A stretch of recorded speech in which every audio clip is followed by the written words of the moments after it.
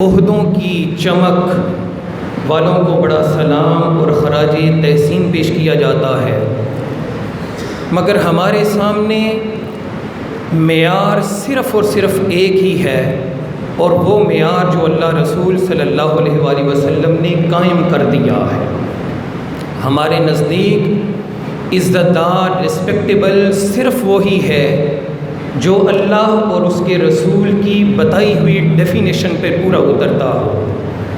جیسے قرآن مجید کے 23ویں سپارے میں کہا گیا، قُلْ هَلْ يَسْتَوِي الَّذِينَ يَعْلَمُونَ وَالَّذِينَ لَا يَعْلَمُونَ، کہ جو لوگ جانتے ہیں وہ کبھی بھی ان کے برابر نہیں ہو سکتے جو نہیں جانتے، یعنی علم والے اور بغیر علم کے برابر نہیں ہو سکتے۔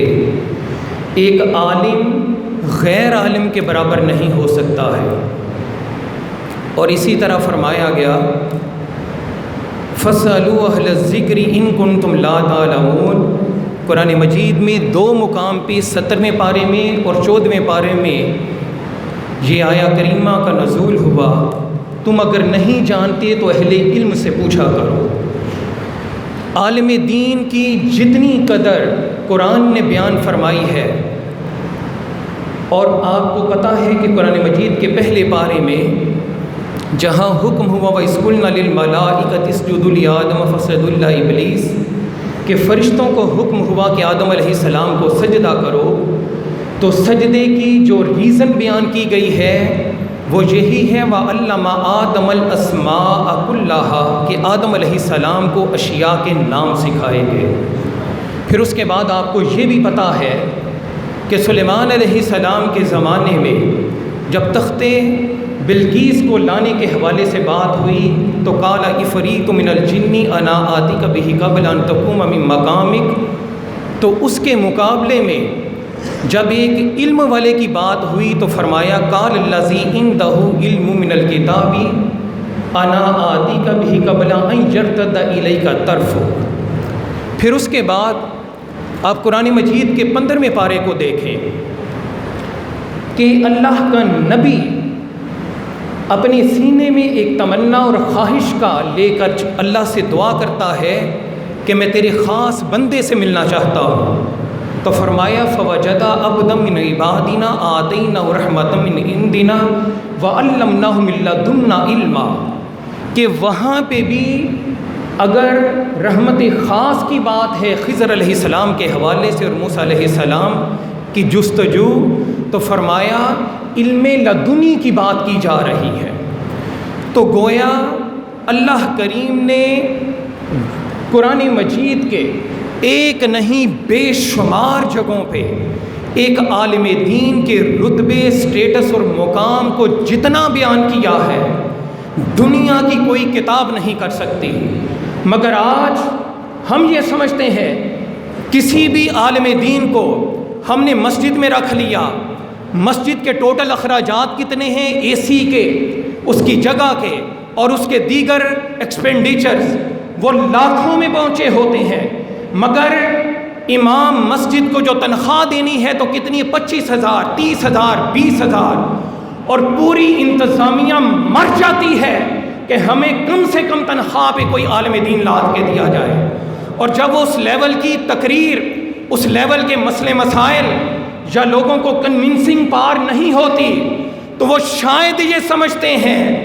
کہ یہ جو 25-30 ہزار دیا جا رہا ہے اس میں ہمارے لیے پی ایچ ڈی کوئی ڈاکٹر لایا جائے۔ شرم سے ڈوب مرنا چاہیے کہ ہمارے اداروں میں ایک چپڑاسی، ایک نائب کاسد کے لیے تنخواہ وہ تو 50 70 80 ہزار تک پہنچ جائے، مگر عالم دین تم ڈھونڈتے پھرتے ہو 25 30 یا 20 ہزار میں ڈھونڈنے پھرتے ہو۔ پھر اس کے بعد آپ کو میں کلیئر کٹ بتانا چاہتا ہوں، پوری دنیا میں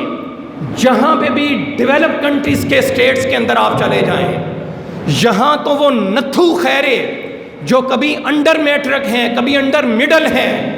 ان کے نیچے آپ دیکھیں گے V8 پراڈو لینڈ کروزر گاڑیاں دیکھتے ہیں، اور ڈیفینس ساری سوسائٹیاں کے اندر وہی پلاٹ ہیرا پھیری کے ذریعے بیچنے والے یا کرپشن کرنے والے ناجائز دھندے کرنے والے، ذخیرہ اندوزی کرنے والے، پاکستان میں وہی لوگ مالی لحاظ سے آگے بڑھے. مگر آج بھی آپ ویسٹرن سٹیٹس کے اندر چلے جائیں، جس بندے کے پاس علم نہیں ہے اس کے یہ پھدو کھاتے نہیں لگتے ہیں، اس کو زندگی میں ترقی کے راستے نہیں ملتے ہیں. راستہ صرف اسی کو ملتا ہے جس کے سینے میں یا جس کے دماغ کے اندر علم ہے، چاہے وہ دین کا علم ہے چاہے دنیا کا علم ہے.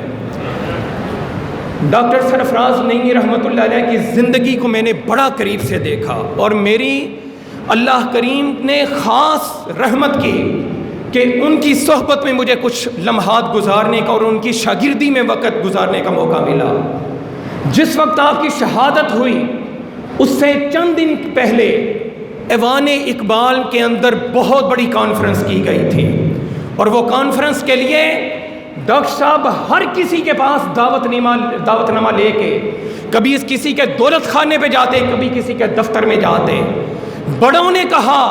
کہ شاگرد ہیں، سٹاف ہیں، ان کے ذریعے دعوت نامے پہنچا دیں. مگر ڈاکٹر صاحب اپنی وہی پرانی 70 موٹر سائیکل پہ اگر وہ کسی بہت بڑے صاحب اقتدار کے پاس جاتے ہیں تو اسی پہ، اور کسی عام سے انسان کے پاس جاتے ہیں تو اسی پہ، کیونکہ ان کے اندر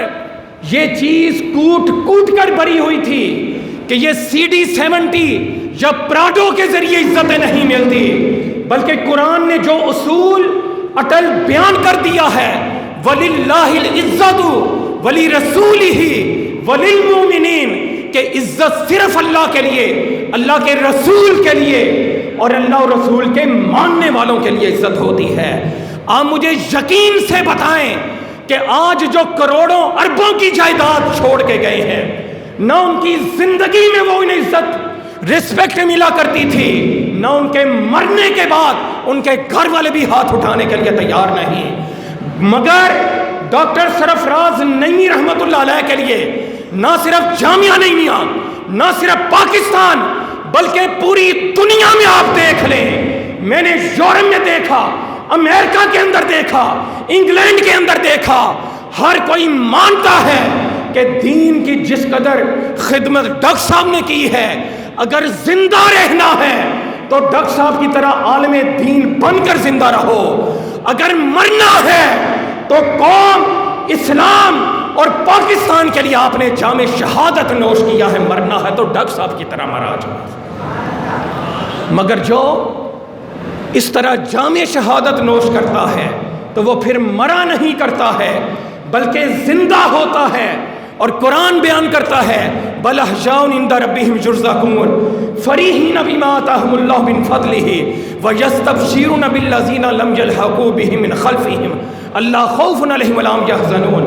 صرف ریلیونٹ اس میں سے بات عرض کرنا چاہتا ہوں کہ آج ڈاکٹر راغب صاحب جو کچھ کر رہے ہیں